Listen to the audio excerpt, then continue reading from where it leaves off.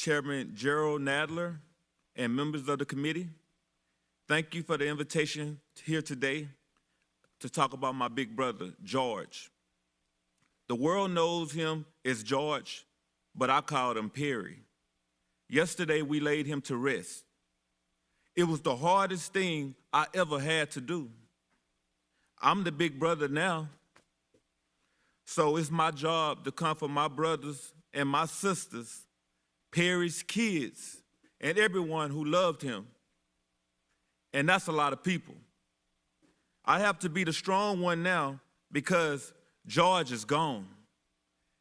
And me being the big brother now is why I'm here today, to do what Perry always would have done, to take care of the family and others. I couldn't take care of George that day he was killed, but maybe by speaking with you today, I can make sure that his death would not be in vain. To make sure that he is more than another face on a t-shirt, more than another name on a list that won't stop growing. George always made sacrifices for our family, and he made sacrifices for complete strangers. He gave the little that he had to help others. He was our gentle giant. I was reminded of that when I watched the video of his murder. He called all the officers sir. He was mild-mannered. He didn't fight back. He listened to all the officers. The man who took his life, who suffocated him for 8 minutes and 46 seconds, he still called them sir as he begged for his life. I can't tell you the kind of pain you feel when you watch something like that. When you watch your big brother, who you looked up to your whole entire life, die begging for his mom. I'm tired. I'm tired of pain. Pain you feel when you watch something like that. When you watch your big brother, who you looked up to for your whole life, die begging for his mom. I'm here to ask you to make it stop. Stop the pain. Stop us from being tired. George called for help and he was ignored.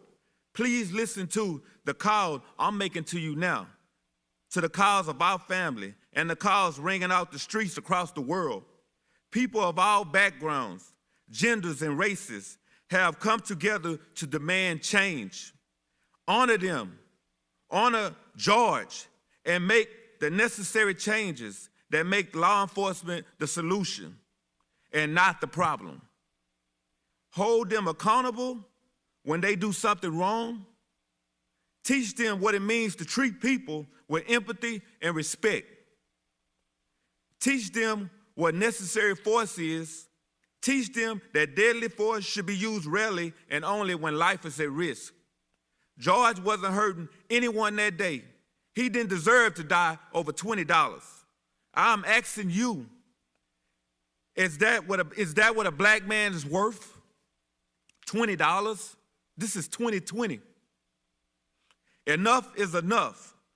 The people marching in the streets are telling you enough is enough. By the leaders that in our country, the world needs the right thing.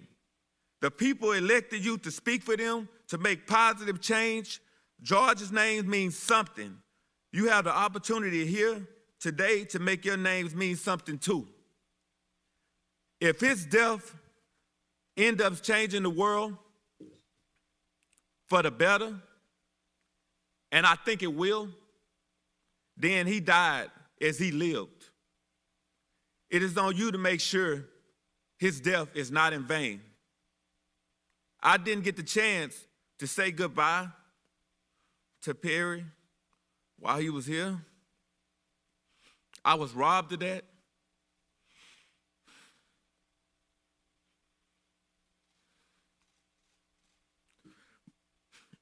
But I know he's looking down at us now.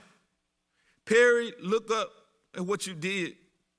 Big brother, you changed the world. Thank you for everything, for taking care of us when on earth, for taking care of us now. I hope you found Mama and you can rest in peace with power. Thank you.